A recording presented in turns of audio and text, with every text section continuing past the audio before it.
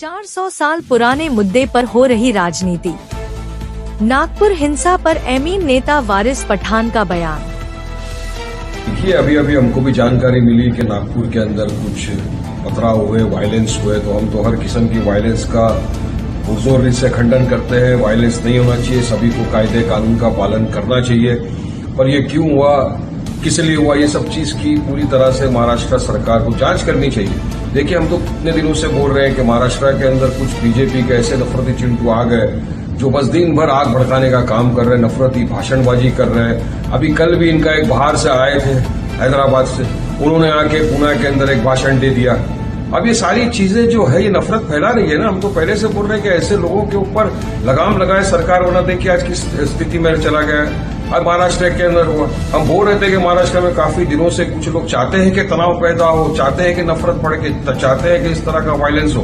हमने मुख्यमंत्री को हमेशा से कहा कि सर, आप संज्ञान लीजिए इस बात का, रोकिए ऐसे लोगों को। आज नफरत की आग यहां तक बढ़ गई। अब देखिए, किसने इनको इजाजत दिया था यहां पर जाके आंदोलन करना। एक 400 साल पुराना औरंगजेब का मुद्दा लेकर बीजेपी सरकार तमाम मुद्दों से ध्यान भटका दी है और अब यह हद पे आ गई, नफरत यहां तक फैल रही। तो हम तो चाहेंगे कि वायलेंस न हो और हम रिक्वेस्ट करेंगे आपके माध्यम से भी कि कायदे कानून का सब पालन करें, कोई भी कायदे का उल्लंघन न करे। और हमारी सरकार से भी मांग है कि सरकार जो भी इसमें इन्वॉल्व है, जिसने ये दंगे भड़काए, दंगे भड़काने के लिए अपने अल्फाज यूज किए, ऐसे लोगों के ऊपर सख्त कार्रवाई करे ताकि महाराष्ट्र के अंदर आगे इस तरह की घटनाएं न हो। नागपुर में औरंगजेब की कब्र को हटाने की मांग को लेकर हुई हिंसा की एमीन ने कड़ी निंदा की है। पथराव, तोड़फोड़ और आगजनी की घटनाओं के बाद शहर में तनाव व्याप्त है। एमीन प्रवक्ता वारिस पठान ने महाराष्ट्र सरकार से घटना की जांच करने और नफरत फैलाने वालों पर कार्रवाई करने की मांग की है। उन्होंने 400 साल पुराने इस मुद्दे पर राजनीति करने का भी आरोप लगाया है। महाराष्ट्र के नागपुर में सोमवार की रात औरंगजेब की कब्र को हटाने को लेकर हिंसा देखने को मिली है। नागपुर के महल इलाके में पथराव, कई गाड़ियों में तोड़फोड़ और आसपास के इलाके में आगजनी की गई है। इस घटना के बाद से ही शहर में तनाव जैसे हालात हैं। हालांकि पूरे शहर में कानून व्यवस्था बनाए रखने के लिए भारी पुलिस बल की तैनाती की गई है। वहीं इस मामले पर आईएमआईएम के राष्ट्रीय प्रवक्ता वारिस पठान ने कहा कि हम हर तरह की हिंसा का जोरों से खंडन करते हैं। सभी का कायदे कानून का पालन करना चाहिए।